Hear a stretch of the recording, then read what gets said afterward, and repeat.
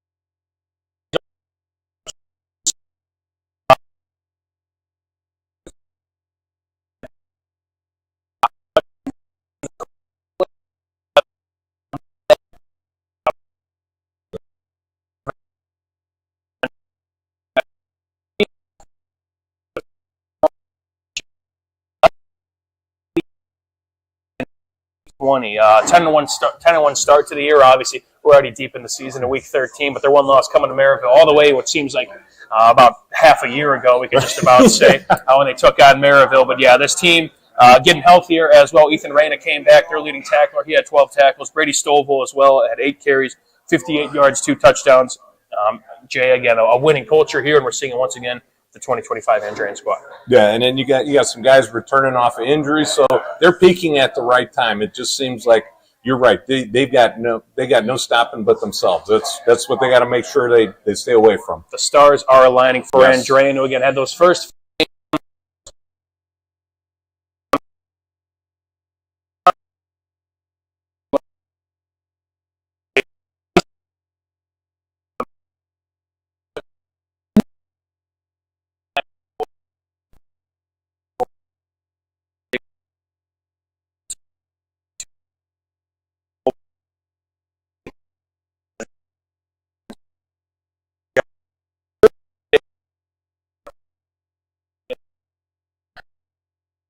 Laughlin, 46 carries, 383 yards, 6 touchdowns.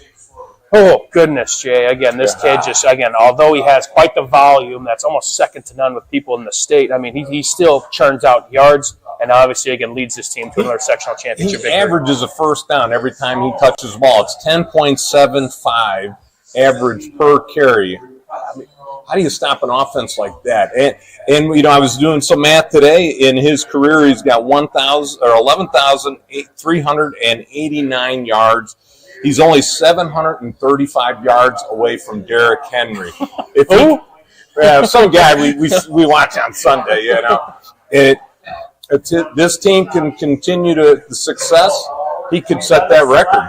Yeah, this team is still trying to make some history. Again, Miles McLaughlin headlining that senior class, which it's not only him, and he'll tell you that right away. That's But right. the senior class, they have won a sectional title every single year. And again, a lot of credit does go to Miles McLaughlin, who's carrying the ball. And I'm glad you brought up one of those records, Jake, because I did some math myself before we got on. He is 2 touchdowns away, so about a quarter's worth, if you will, from the single season record all time with touchdowns in a season, all time national as well. I must mention that's a national record. I would also, I think, the Indiana record, because I believe Charlie Spiegel of New Palestine was somebody who has that record. He's also 308 yards away from the single season mark nationally as well, all time. So kudos to what he's going on over there. And again, he's that guy for the Knox. And kudos to the front 5. For sure. Or front 6, whatever. If you got tight ends blocking in or fullback blocking in, you've got to say kudos to, in their blocking schemes and our offensive line coach.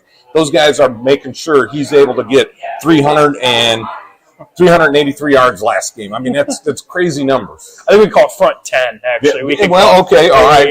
It's a full, I mean, to run the football at that magnitude, right. Jay, it's very, very tough to do. It don't matter who's in your backfield. And again, the receivers, the wing backs, whatever you call it, as well as, of course, those big guys up front get the job done. But, Knox, a big win over Mishawaka Marion, 48-18. Again, we'll talk about all these future matchups coming up. And again, their 4th consecutive sectional title. And only 5 in program history, so the golden age of Knox Redskin football. They will take on the Angola Hornets, who escaped a nail-biter against the Garrett Railroaders.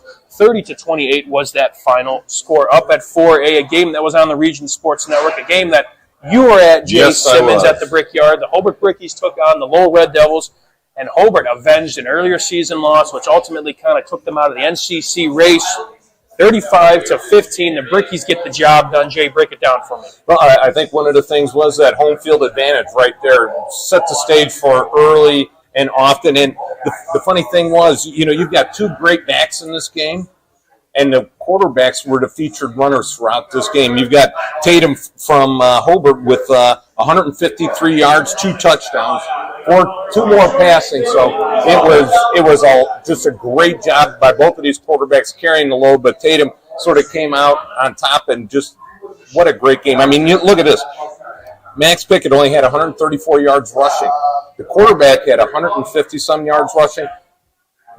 It seemed like they were faking to Max Pickett, and then Tatum was carrying the load. So a great job of scheming by the Hobart coaches and sort of using Pickett as, just play action off of it, and they did a great job blocking up front. Again, 2 weeks in a row where they did a great job blocking up front for the Hobart Brickies, and defensive line was just phenomenal. The front 7 for Hobart just containing Lowell and everything they did.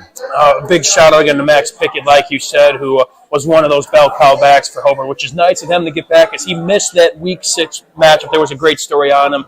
He was out for a couple weeks, kind of mid-season. He was really kind of catching his stride.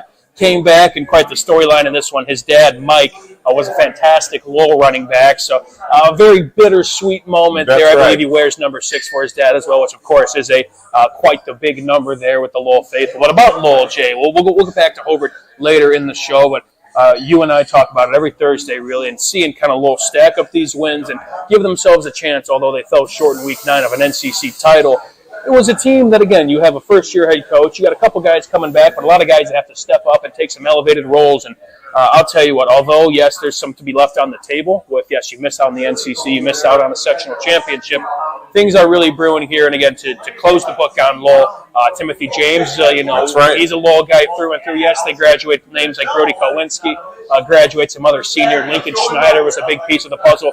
But this Lowell team, again, Jay, and we talk about it all the time, having a season like that is as a prideful of a community as Lowell is. It's going to pay dividends moving forward. And when we talked about Lowell at the beginning of the season, the first thing we talked about was the new coach rebuilding season. Yep. We thought, okay, they're going to be middle of the pack in the NCC. They're not going to be, have a factor going on in this game. They're in this season, and all of a sudden they just came out and were gangbusters. What a great season for a first-year head coach to put together just like this. And they've got James coming back, and they've got a bunch of other pieces coming back. So they're not in the rebuilding process. They're there. They're gonna make some noise as we move forward next year and the year after that, as the new coach installs his program and gets the kids to think the way he wants to. And he's already got them doing that in season 1. What a great job! Definitely, it's going to be a very, very competitive NCC for these next few season. But Hobart gets the win again. We'll talk about them later. 35-15. Again, thank you all once again for tuning in on this Thursday evening. Region Football Weekly, all made possible by Tire Pros. In Maryville, we are more than tires. Hobart Brickies will take on South Bend St. Joseph, who arguably had one of the bigger upsets in the northern half of the state. We'll talk about another big upset come later. But South Bend St. Joseph took down the Mishawaka Cavemen 13-7. Quite an interesting one there, given that either Lowell or Hobart would punch their ticket to next round. We'll jump up to the big dogs now, getting up to 5A. As I find my place here, Jay, the Munster Mustangs took on the Maryville Pirates, and Maryville, again, although Munster had quite a season, at least under second year under Robinson St. Louis, the Maryville Pirates, once again, this sectional is kind of almost a shoe-in for them with how talented this roster is. And again, they took care of business against the Mustangs that, although quite a good season, just not to that level of the Maryville Pirates just yet. Yeah, and you got J.Q. Johnson, 200 yards receiving, 4 touchdowns. I mean, it's what an offense. These guys are just gangbusters. And that's one of the things that, Maryville is so diverse on offense that they've got their quarterback that can run. He can throw. They've got running backs. They got, and they got a great offensive line to protect. So, again, you talk about a team that has a high ceiling. This is one of them right here. They are chomping at the bit too, Jay, as we know. Again, this team seems to make it to regionals. It is their 7th consecutive sectional title, so it's been kind of the floor for them at the very least. Right. And they've had some success in the regional round as well, and they're trying to really kind of get past that semi-state hump. You mentioned J.Q. Johnson, kind of one of those top, dual threat running backs that they have over there, over 200 yards to his name, 4 touchdowns. They had Cameron Jordan as well, another name that, 1 week it's this guy, 1 week it's that guy, 1 week this guy may have a touchdown, although a lighter game to his standards. But this team is deep, and this team is scary. Stanley Freeman as well, got to give a big shout-out on defense with 2 sacks, which led to Maryville's 45-14 win over the Munster Mustangs. You got to throw, some kudos to Munster. Most wins they've had since 2017. So, that program also going in the right direction as well. Just trying to find some sort of pride and build up some sort of pride in kind of one of those programs, and definitely kind of won in this one despite the loss between Michigan City and LaPorte. This game was very, very interesting. We had eyes on that. We had a silent scoreboard for that one, and through 3 quarters, this game looked kind of out of reach. It was 21-0 Michigan City. Then all of a sudden, the LaPorte Slicers come hammering right back. It was 21-21 in the 4th quarter. Michigan City scored a late touchdown to get the win there. We'll start with LaPorte here, Jay. This team was winless. We talk about, Munster and their best season since 2017. Looking at the LaPorte Slicers, they had their first playoff victory since 2020. Again, a team that was, we talked about it, winless. I mean, that is a lot to kind of build from. Right. Pride, everything's kind of in the gutter at that point. You're really trying to kind of build some things up. And to take Michigan City, which is a fine football team, impressive season from LaPorte to start there. Well, and I look at the support team to come and get their first win for sectional. That's true grit by the coaching staff right there to keep it together, keep the guys enthusiastic, get them out there and play such a good game especially against a good team, Chesterton Trojans. Yeah, but it is just not enough in this one. Although Reed Raymond, 48 carries, 197 yards for the Slicers, 2 touchdowns, a name that will be back for them next year. Michigan City, Jay. This is a team that is talented, uber talented. Again, kind of similar to Maryville and a matchup we'll talk about later in the show. Right. But they have Trinison Hart, who's the 2nd leading passer in the area, who also does a lot of things on the ground. He had 300 yards offensively. Although he makes plays as a passer, which, again, hooking up with Zaire McKinney, who had a couple touchdowns to his name, had the game-winning touchdown as well. He's also dominant as a runner. Michigan City keeping guys fresh. A lot of athletes back there that could really kind of make things tough for defenses. Michigan City, kind of one of those, it was a sectional, Jay, coming into this one. We knew it would kind of be wide open. Valparaiso, definitely one of those years to forget. Chesterton, an interesting, kind of way their season kind of transpired. Sort of tailed down towards the end, it seems like. But when you have when you have Maryville and Valpo in the last 2 weeks of the season, it seemed like they couldn't regain their footing to get into that sectionals. So then in stepped Michigan City.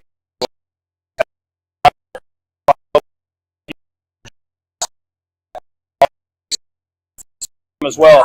Very, very talented. A team we've seen quite a bunch this year. And again, it starts at the quarterback position with Trinison Hart. Yeah, and definitely. And we're going to hammer a little bit more on this Michigan City-Maryville matchup as we move forward. I think it's going to be a good one. It's a defense that takes the football away a fair amount as well. Ethan Buskirk is far and away the leading tackler in the area. I believe he's over 150 tackles to his name. So kudos to that backer for the Michigan City Wolves up to 6A. Jay, a game we could definitely pump the brakes on as we kind of at least finish out on the local teams. And this one was an interesting one heading into it. We talked with Wally McCormick last week, who knew a ton about both of these squads, but it was one to not take lightly.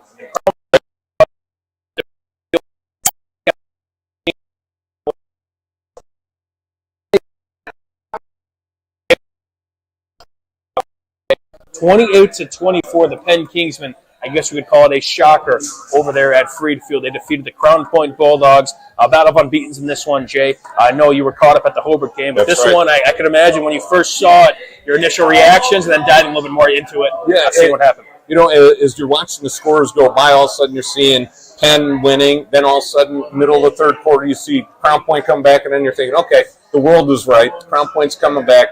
And, you know, we got so involved in our game, I didn't see the final score until I came back here, and I was like, what?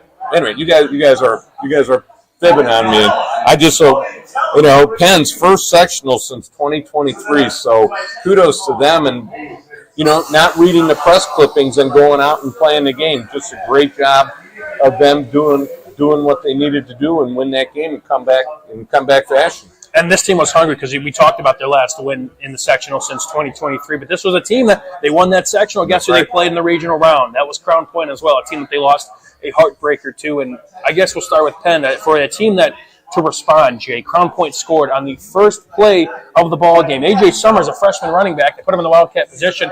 He just about went untouched. And right there, you know, you look at last year's game where it was, I believe, 35-0 Crown Point. And then you get scored on in the first play. It's easy for Penn to lay down and die for the next four quarters. Yeah, wrap it up and put a bow on it after the first play. But, you know, Penn was able to hang in there. Great job by the coaching staff being able to pull the pieces together. I'm sure the sidelines was rattled, and all of a sudden you got guys reflecting on what happened last year. But the coaching staff was able to rally everybody together. I mean, and put together a great 3 quarters after that. And the Kingsmen, again, add to their illustrious trophy case. One name to shout out, Mason Bernacki, who did have the game-winning touchdown. Also had 10 catches to his name. But now we flip the other side of the coin, Jay. The Crown Point Bulldogs. It was a team that won the Duneland title once again. A team that has a section, or it fell in the sectional round now. But although maybe a season not up to their standards, we now start to kind of look ahead for Crown Point. I mean, looking at how many seniors were on this squad, and we were talking with Coach Bazio over the course of the season. A very strong nucleus, and yeah, there's some guys in place that are playing up. I want to say heading into 2026, Jay, that should be an interesting challenge for this Crown Point team, and who are going to be those new pieces, as well as how these pieces that played on Friday nights already kind of elevating those roles that are now losing a lot to graduation. You know, the nice thing is you got a couple experienced quarterbacks coming back. You got A.J. Summers, a freshman. Yeah. That's coming back. You got Gurnick, another running back that's back there. So they've got some strong pieces together. It's you know what, and it's always Coach Bazzi always talks about his fronts. You know, those are the guys. So we have to see how he's going to be able to piece together some losses up on the offensive defensive line and how he's going to be able to piece those things together. Maybe one of the bigger challenges I think you and I can maybe agree on, Jay, at least for Coach Bazzia's tenure, maybe the biggest challenge heading into 2026, at least on paper. And I know he probably knows a little bit more about us, about who's going to be in those spots come next fall. But at least looking on the outside, again, you graduate pieces like Nolan Cicero, who's going to be going to Ball State, and one of those guys up front, Austin Redding, Trevor Gibbs, Mark Gonzalez, Griffin Van Tichel, Dom Fanton, just to name a few. Yes, you return the quarterback tandem of Custy and Mulaski. You talked about Gurnick, Braden, Shutt, but a lot of new pieces, especially up front as well. Only time will tell to see, again, how those feeder programs and those people in-house, how big that roster is, Jay. I'm sure they're ready to go. Yeah, they bring 3 buses to a game. That's right. Usually most teams only bring 2. I think the biggest one moving on is going to be Trevor Gibbs. You know, he was a huge part of the offense, but also a great job at that linebacker position. And I think that was the force to be reckoned with, especially on that defense. He's going to be a huge piece that's going to be missed. Yeah, the future Indiana Hoosier, but I mean, for all teams that get eliminated and, kind of get to this point of the year, it's bittersweet for us because we kind of get to say goodbye to some of these kids that we were fortunate enough to cover, and Crown Point's got a fair amount that made their presence felt in the last few seasons of Friday Night Football. The Chargers, who won the Battle of Fort Wayne, 3. That is it for week.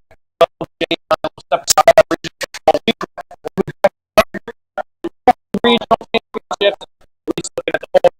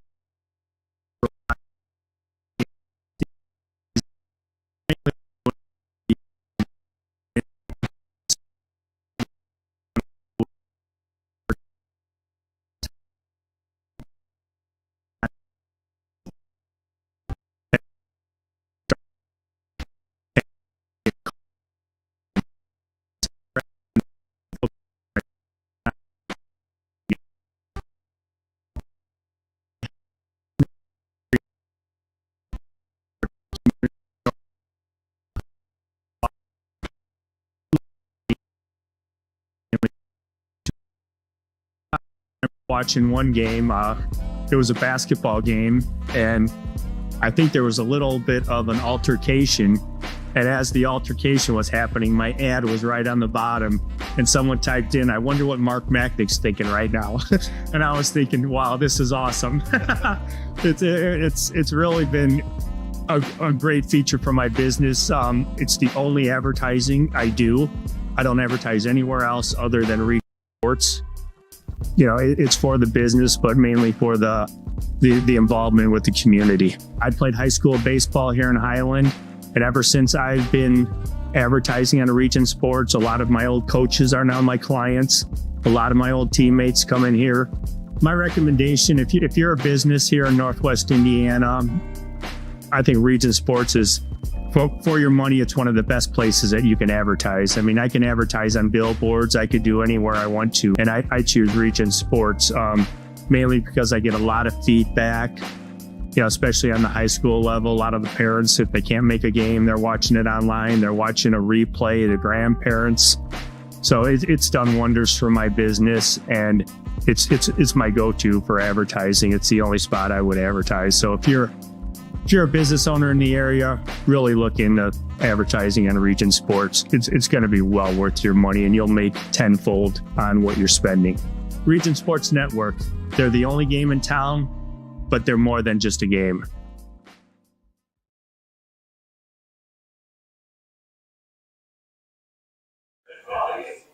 Back here for Region Football Weekly, made possible by Tire Pros in Maryville. Mike Dewan, Jay Simmons, Zach Miller, our producer tonight, coming to you live from the Athletic Performance Factory, newly open Athletic Performance Factory. They're rocking in here tonight, baby. And rolling. We got Thursday Night Football on coming here shortly. It's kind of one of the better times of the year where you got the NBA, you got college basketball now back in full swing, you got NHL as well if you're into that. So it's a fun time. And this is Diamond Plate Pub and Eatery, newly open. They have again, it's fun for kids as well. It's not limited to just a pub. They got duck pin bowling back here.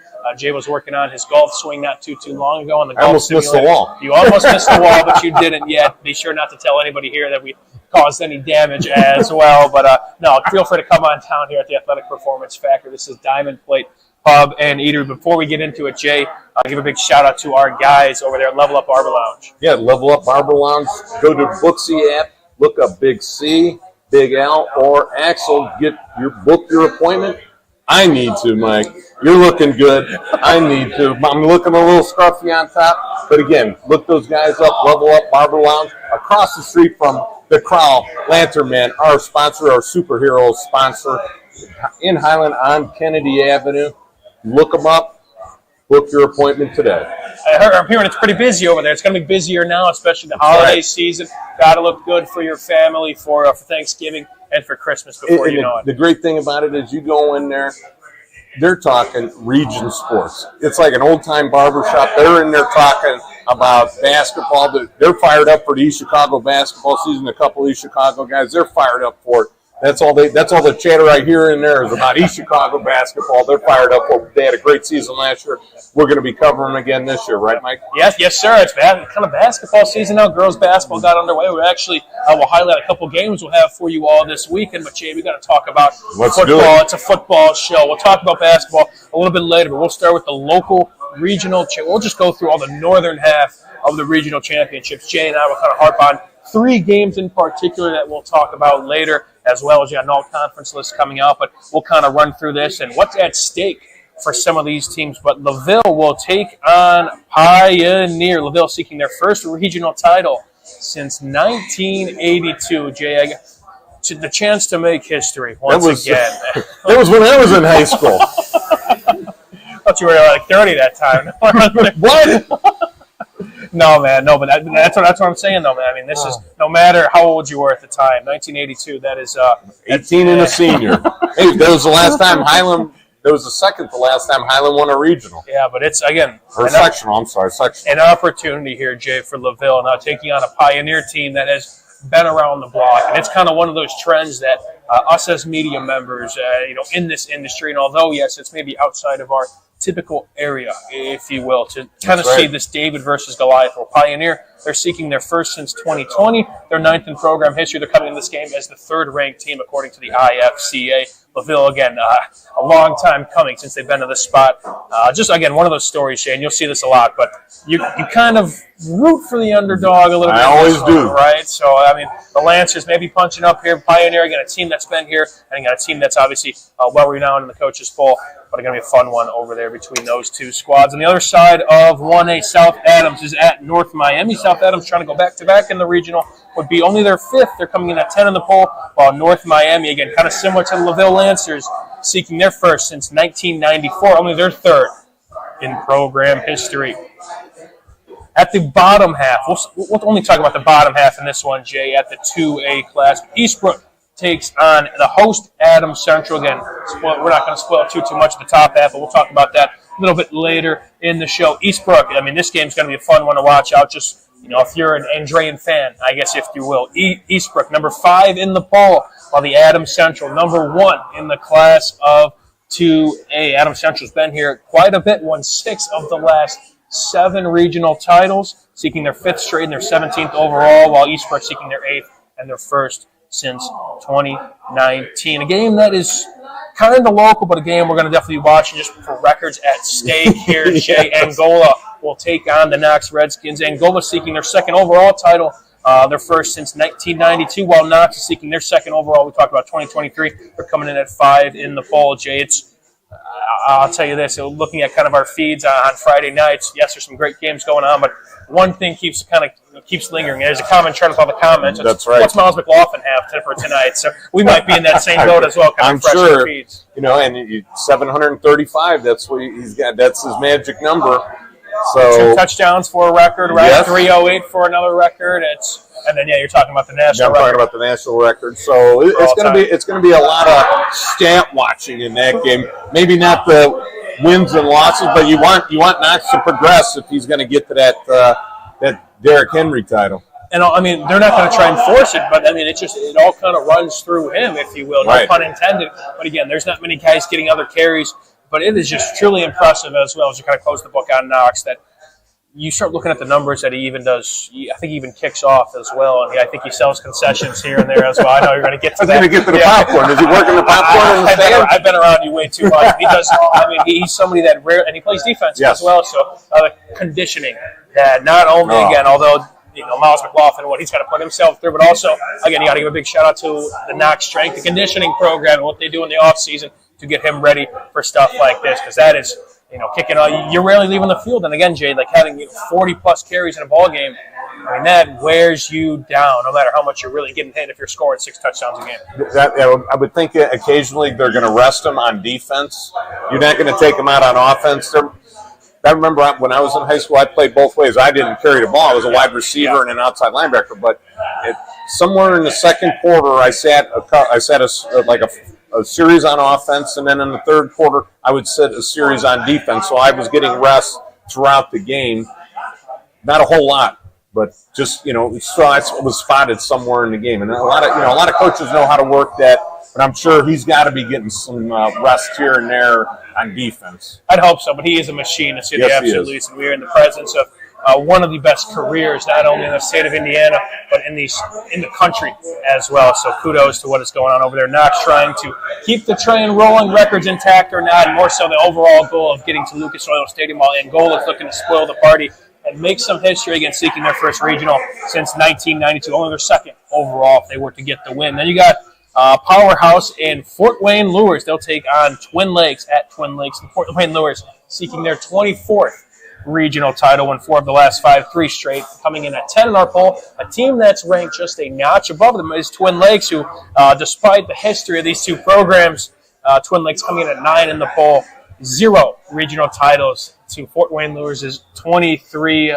This is a very, very interesting one once again, just because, again, you have kind of a David versus Goliath, at least if you look at the history, but Twin Lakes hoping to really kind of rewrite history, I guess, if you will, and spoil the party for Fort Wayne that has been here for quite some time. We'll look at the bottom half of the 4A class. We'll skip the top half of the 4A and save it for later, but Dwenger will be at Lebanon. Dwenger coming in at 6, but seeking their first since 2019. They'll be taking on Lebanon, who's, again, one of those teams trying trying to make history, seeking their first title since 1997. Only 2 overall. Actually, pardon me, the first sectional title they just won since 1997. They only have 2 sectionals to their name, 0 regionals to their name. What about team? An opportunity once again here, Jay. It seems like in the classes 1 through 4, you've got a lot of lopsided teams that have used to being there and teams that are new to being at the regional. So it's going to be a fun weekend throughout the northern half of Indiana. Definitely class 1 through 4. You just, and I always like to cheer for the underdog. I'm from Highland, so I was an underdog. So, but I like cheering for the underdog. I love it, yeah, and I think for those teams coming in there, the big shots that have had quite this history and has been here before, you cannot really get complacent because you look at the other sideline. These guys are hungry to be that team. Right. Who's going to be that team to spoil their party? And hey, I remember this team from 2025 who won this regional title.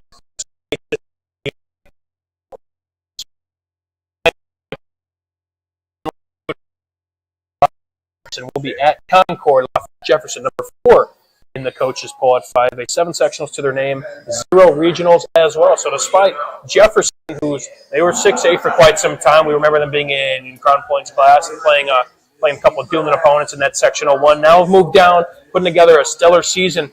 But again, trying to get that first regional title. They'll have to do that against Concord, coming in at 6 in the coaches poll. 5 regionals to their name, but seeking their first since 2013. Finally, a little bit of a drop there for Concord. Yeah. Again, they're trying to kind of rewrite the ship as well, kind of get back to their winning ways. Because again, they got a couple regionals to their name. But Jefferson trying to get over that regional round hump, despite their 7 sectionals and going 0-7 in the regional championship round. Finally, at the 6A class, Carroll is at Penn. That's a battle between 11 and 7, respectively. Penn coming in at 7 and Carroll at 11. Carroll, 2022 regional champ, their only title in program history at the regional level, while Penn, they have 18 to their name, but seeking their first since 2017. Penn, seeing what they did last week against Crown Point, they're really trying to kind of build off of that and really kind of add some more to their already loaded trophycation. Fishers, although what many could say is a basketball school, not this year, coming in at 9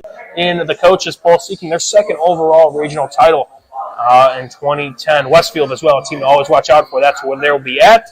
They take that as the 5th ranked team in the poll. They're going for their 3rd straight regional title. 2 absolute barn burners at the 6A class. Again, Jay, a lot of scoreboard to watch. You can find all these scores on the Strack Advance Hometown scoreboard. We'll talk about our 3 games coming up, but just so many good games. The best of the best there, Jay. The cream of the crop. That's right, and it's going to be like I mentioned just a second ago. A lot of David versus Goliaths going on. A lot of teams that are used to being there, and a lot of teams that are upstarts and trying to break through their ceiling. And other teams, trying to make it to the next level to go to that semi-state and break out the ceiling. Super exciting. You catch all the scores we just mentioned on our Strack Advance Hometown scoreboard. Again, that'll be updating all throughout the night. We'll start around 6 o'clock tomorrow. After this break, Jay and I will show you all the Dillon Athletic Conference, all-conference list that recently came out. We'll let you guys all see that. We'll be back here on Region Football Weekly, presented by Tire Pros in Maryville on the Region Sports Network, the only game in town. Ava, let's go. Try it on.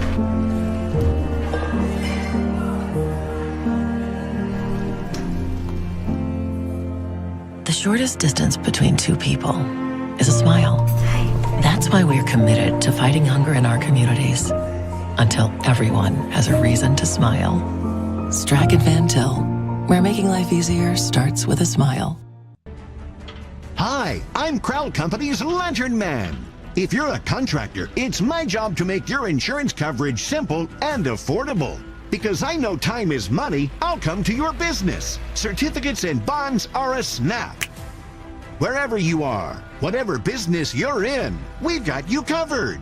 As Crowd Company's Lantern Man, I'm your insurance superhero. Crowd Companies, insurance professionals. Highland, Merrillville, and Michigan City.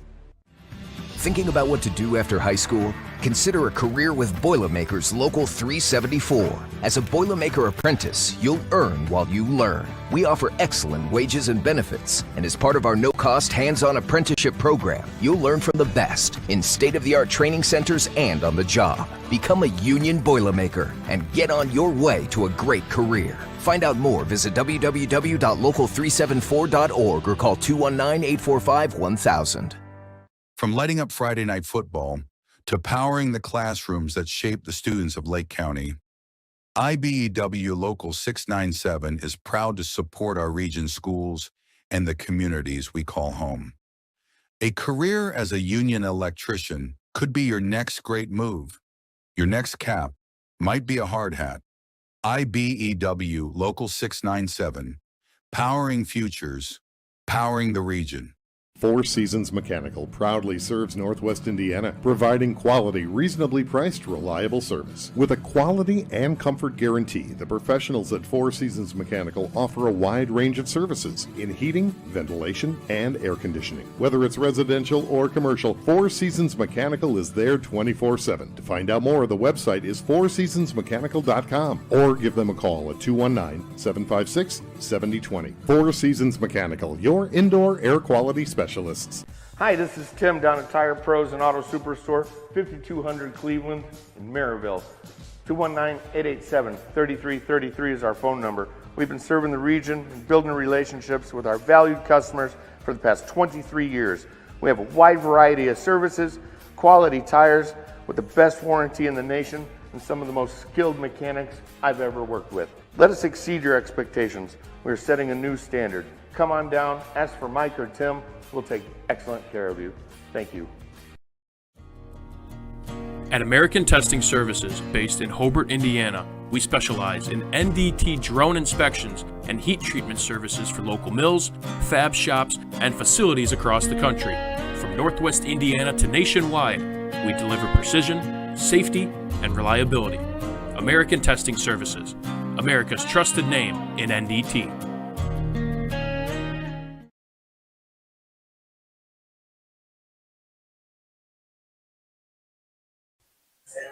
Back here on Region Football Weekly, Mike Dewan alongside me is Jay Simmons, Zach Miller as well, doing a great job in the producer's seat, getting us up on the air and letting us have a lot of fun, Jay. As we get to this point of the season, yes, there's trophies to be handed out. There's also some accolades to be handed out. Zach, if we could, let's pull up the Duneland Athletic Conference, the all-conference list, Jay. It's all kind of selected by the coaches, and obviously all of that determines on how many picks you get. I think it depends on, of course, your conference victories as well, where you place in the conference. Again, a lot of familiar names all across the board. Some names to shout out. The MVP, the offensive MVP of the conference, a name we didn't really know much about coming into the season, Michael Hill Jr., the quarterback for Maryville. Jay, definitely a warranted award for a player we've seen a little bit this year. Just kind of has a total package and has brought this Maryville offense to new heights, if you will. I remember seeing him a couple times this season, and it seemed like, especially when I saw him against Valpo, just like what an amazing game. They were rushing 3 and dropping 8, and then the next thing you know, he's running the ball 30, 40 times or 30, 40 yards downfield. I think he broke one for about 60, 70 yards for a touchdown. He was just unstoppable. And it's, you take one part of his game away, then all of a sudden you've got the other part of his game. You got the passing, but you also got the legs. And then if you blitz some people and he gets past that initial blitz, lights out. And he can extend plays with his feet as well. And when he starts to roll out and get out of the pocket, he'll wave some receivers and boom, he's throwing darts all over the place. Again, he is just what you want at the quarterback position, and flipping things over to the other side of the ball. The defensive MVP was Trevor Gibbs. I mean, what more can you say? Right. He's quite one of those pieces offensively. And although, again, when you're on a defense like that, the stats may not show it if you're not maybe playing all 4 quarters, or if you just have a defense that this guy's going to get his this night as well on the trenches, and this other linebacker's going to get his, and you're going to force them to throw passes where nobody makes tackles at some point in time. But the effect that he has just as a linebacker, he plays a lot behind the line of scrimmage. He's physically imposing at it. I think he's standing about 6'3", 6'4", but he is fast as lightning as well. And just, again, as you talk about Michael Hill being the total package that you want at the quarterback position, Trevor Gibbs, you could say the same at the linebacker position. Definitely. The one of the things that got me about watching him, a few games that I did with watching him play, is his lateral speed from side to side. He seems to be able to cover from his middle linebacker position. He's able to cover the whole field laterally and make tackles that you would just be like, wait a minute, he was on the other side of the field on this play, and boom, he's making a tackle over here. And then to carry the ball offensively, he was loaded. Like you said, he was about 230, 240 weight-wise. Be able to have that speed and physically and run just the way he did. He was a complete package on defense. The Hoosiers are really getting a good one. It was an absolute pleasure to see him play. Zach, I'm going to pull up that list one more time before we head it to break. Big shout-out once again to all of these athletes. Again, we'll be sure to kind of highlight these as they kind of come out. We only got a few more shows left, JF Region Football Weekly, so we'd like to give as many shout-outs as we can to these great athletes. But this week is the Duneland Athletic All-Conference teams. Big shout-out to all those players who made the list. And for those that didn't, hey, get bulletin board material. That's right, for next year, babe. Keep the chip on your shoulder. Make it a goal, and we'll cross that bridge when we get there come 2026. Jay and I will be back here. We'll break down 3 games we skipped in the previous segment. You are watching Region Football Weekly, presented by Tire Pros in Maryville. We are more than tires. We'll be back here on the Region Sports Network, the only Given Time.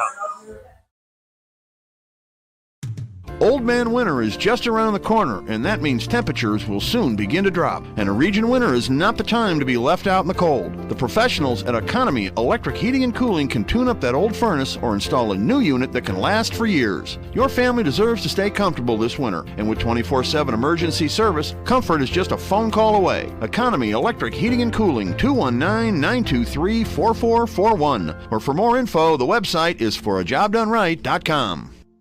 Earn while you learn from the best hands in the business. The Bricklayers Allied Craft Workers for Indiana, Kentucky Apprenticeship. That's right, this is a paid apprenticeship. I'm getting an education while learning a trade and getting paid for it. The thing that surprised me the most about this apprenticeship program is the respect I've received after the proper time and training. Classes start soon, so apply now. There are training centers throughout Indiana and Kentucky. We are the Bricklayers and Allied Craft Workers for Indiana, Kentucky Apprenticeship. The best hands in the business. Flip the switch, a light turns on. Press the button, machines and instruments come to life. Touch the screen, communicate with the world. Simple tasks, guaranteed results, every second of every day. That's the power of power. And that's the power brought to you by the Nika Contractors and Electrical Workers of Local 531. Calling all current and future homeowners in the Northwest Indiana area. Whether you're buying or selling, Brent Wright is here to make your real estate journey smooth and successful. With years of experience, personalized service, and a deep knowledge of the market, Brent will help you find the perfect place or get the best deal for your property. Call today at 219-406-7195 and take the first step toward your real estate goals. Contact Brent Wright, the right way to buy and sell real estate.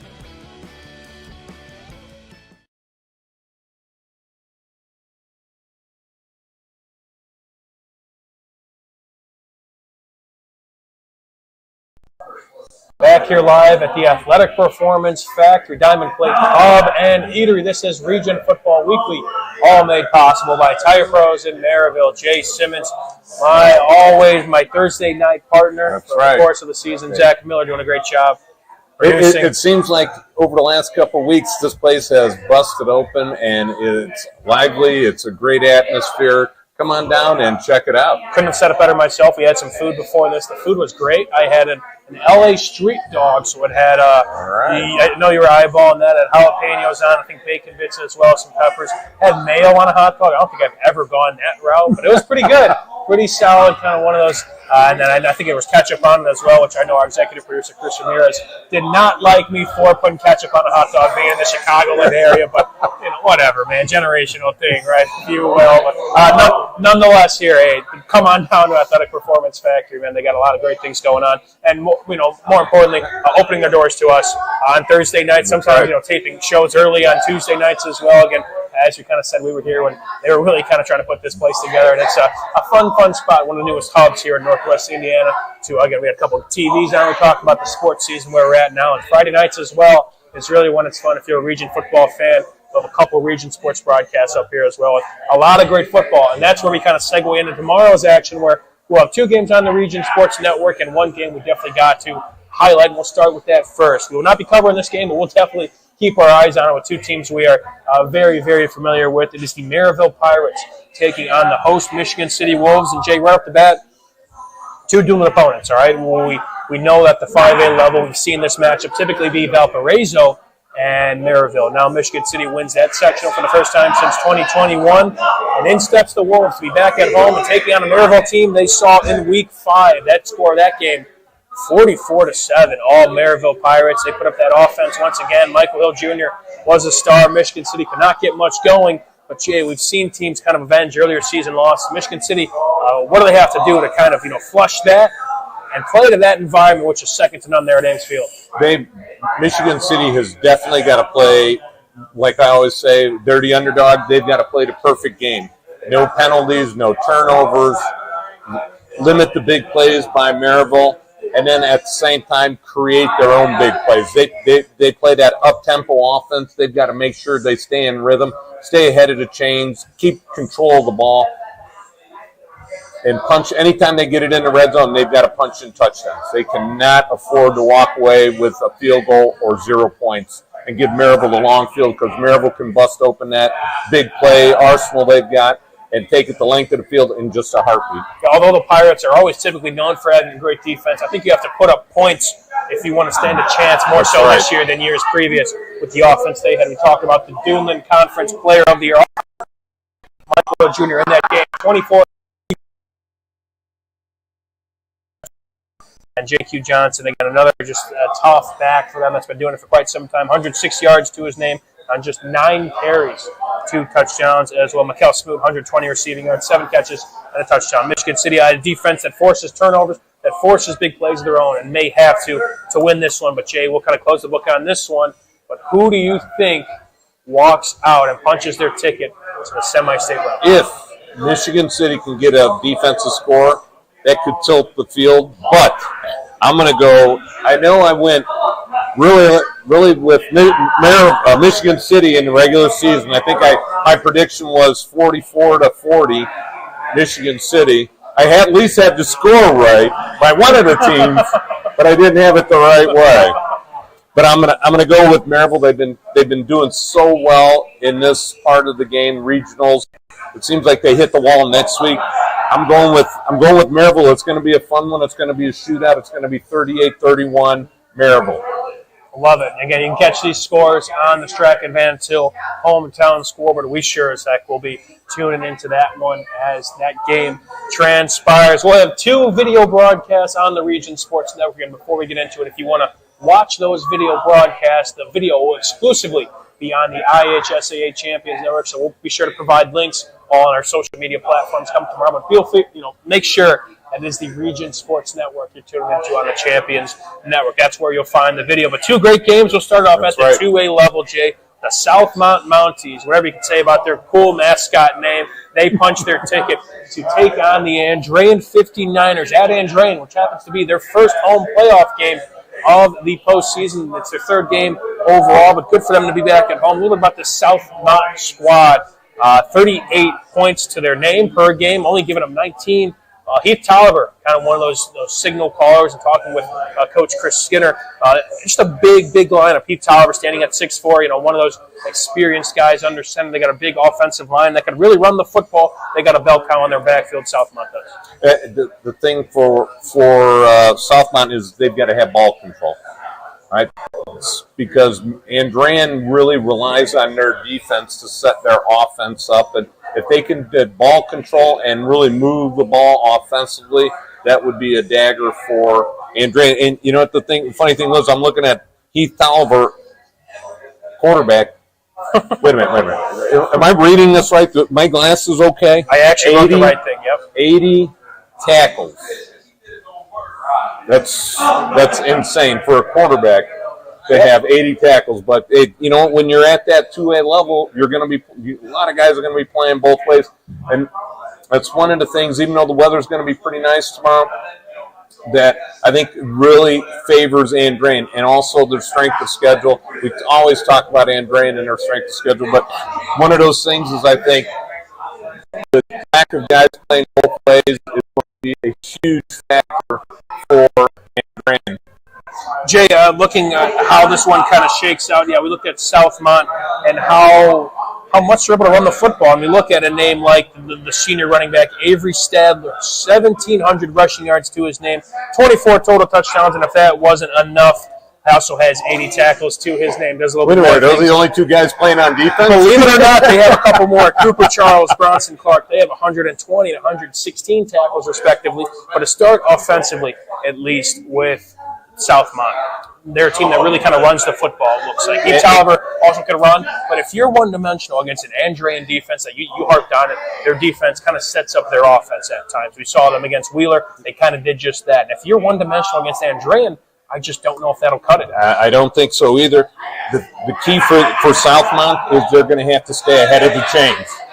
They're going to have to make sure they don't go second and long, third and long. They're really going to have to make sure they get, like I said, stay ahead of the chains and try and move that ball. And if they have nothing else if possible, they're whipping it up here.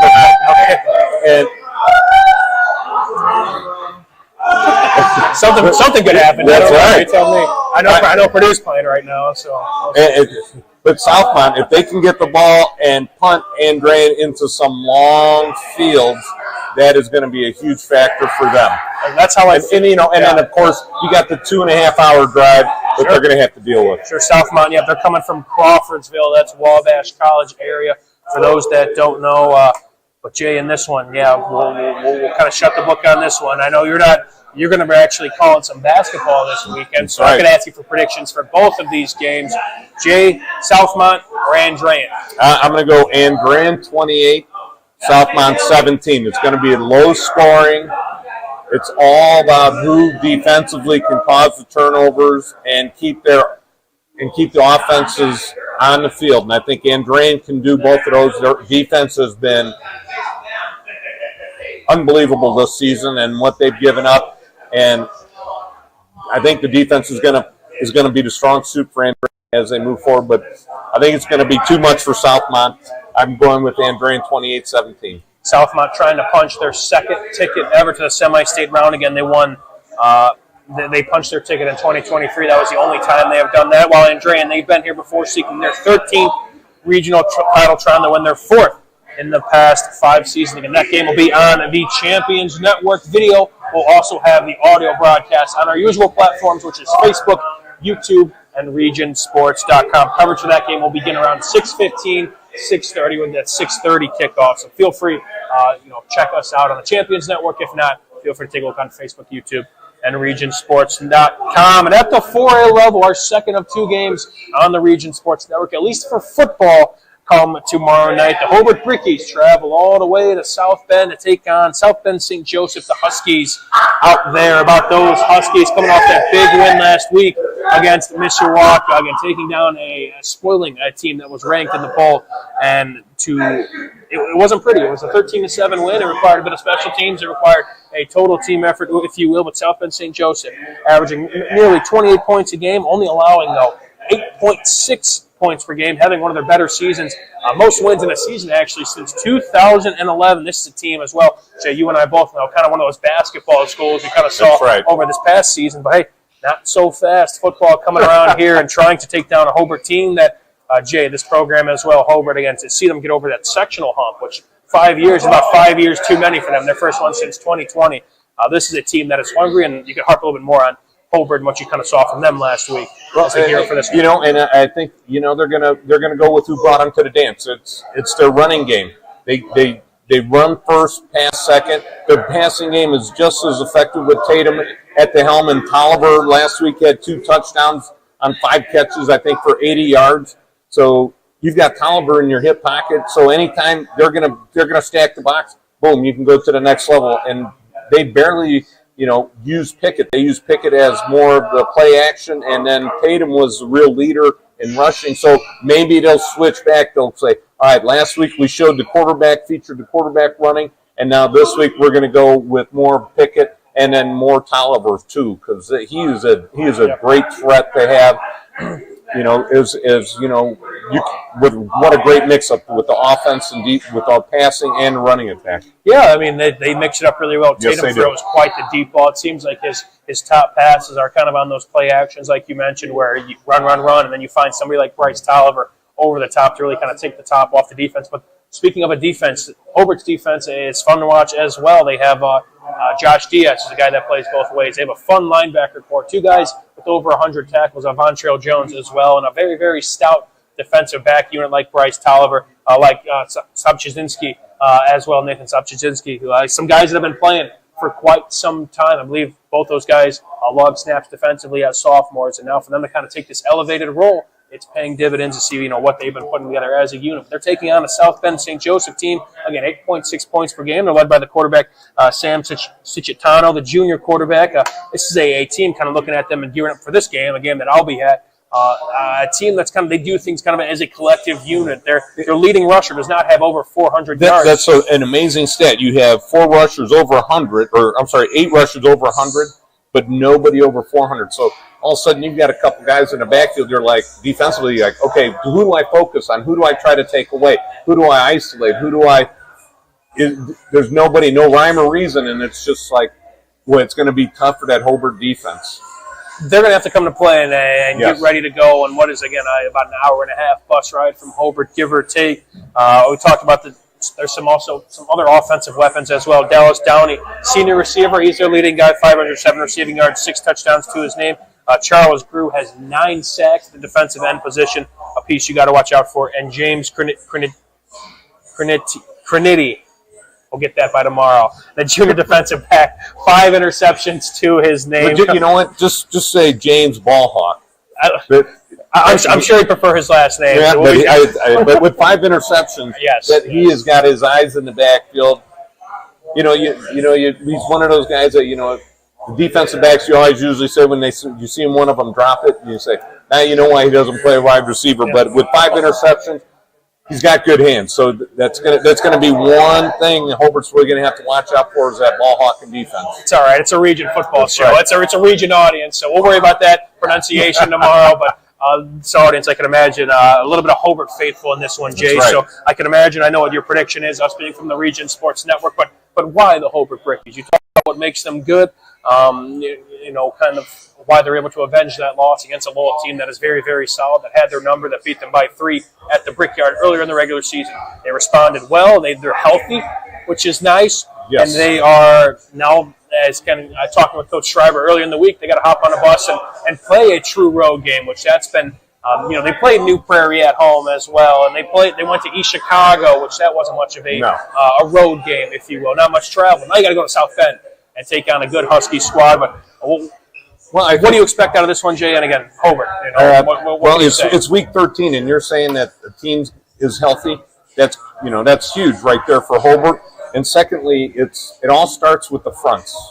And the last couple games that I've seen Hobart play, their offense and defensive line fronts have been playing phenomenal. And that's where it all starts. And if they can continue that grinded out defense, that grinded out offense, and just stay ahead of the chains and force some turnovers or punts from South Bend St. Joe, I think they're going to walk away with a victory and a regional victory. Give me a score. I'm going Hobart 17, South Bend St. Joe 14. A slugfest. Yes. Again, that game on the Region Sports Network as well as South Mount Adam and Drain, but for Hobart and South Bend St. Joseph, same time, same place. Video will be on the IHSCA Champions Network, and better yet, if you want to just listen to the audio broadcast, it'll easily be found on Facebook, on YouTube, and on regionsports.com. That's all for football, but we also have 2 girls basketball games this weekend. Yes, girls basketball is underway here on the Region Sports Network. Jay, a game you'll be at tomorrow. That's Hanover takes on Portage, and come a Saturday night, Hammond takes on Crown Point. I know I can kind of speak on our executive producer, Chris Ramirez, and the relationship we've gained with both of those schools, Portage and Crown Point especially. Portage this year has opened up their doors to us. We've recently signed an exclusive deal with them to kind of be, kind of that media outlet for Portage athletics. So super, super exciting. Yeah, and we're kicking it off tomorrow. I was on the website today, and I saw a picture of Chris with Coach Brett St. Germain. I shouldn't say Coach, Athletic Director Brett St. Germain, now at Portage. Great job you guys quit piecing this together, and it's going to be a fun season with Portage girls basketball and boys basketball. And it won't end there. We'll be at Crown Point big shout out to Bill DeRula and everything going on over there. Again, basketball season, but hey, we're still in the heart of it. We still got Thursday nights to cover. Jay Simmons and I do, Zach Miller as well. But I just wanted to shout out our two basketball games this weekend as we gear up for what is expected to be a fun winter season. But Jay, for the fall, for right now, for Week 13, and everything we talked about here today, any final thoughts? Let's go region football. Let's go Lake County.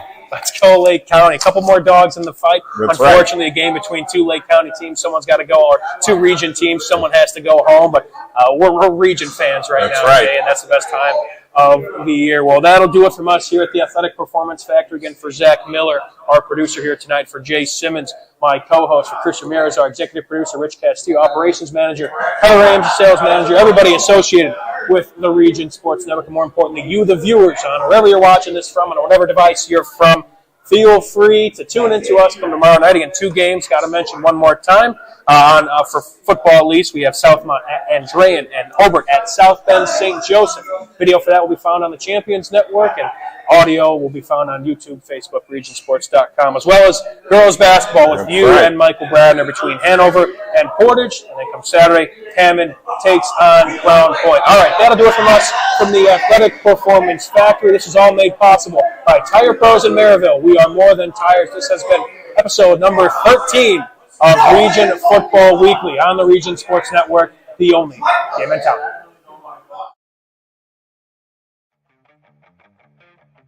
For 26 years, Armor Construction has been beautifying homes across Northwest Indiana. From expert roofing and durable siding to eye-catching custom copper work, Armor Construction does it all with the highest quality and integrity. Serving Lake, Porter, and LaPorte counties, trust the best exterior construction company in Northwest Indiana to protect your investment.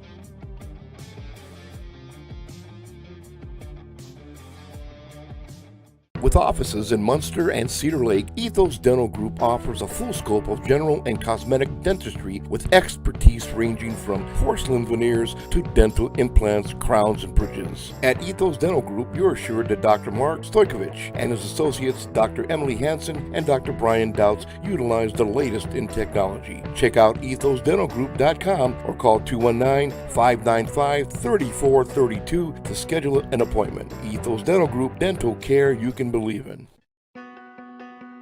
Life isn't always loud. Sometimes it's the quiet moments that matter the most. Of effort, of a dream taking root. And behind those moments, there's trust. Thank you for trusting Centier Bank with those moments and making us a part of your story. Thank you for the opportunity to earn your trust.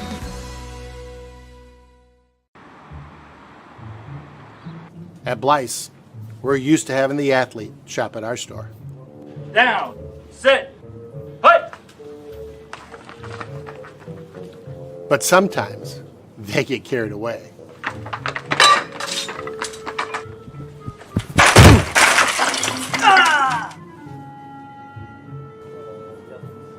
Blyce, this is where the athlete shops.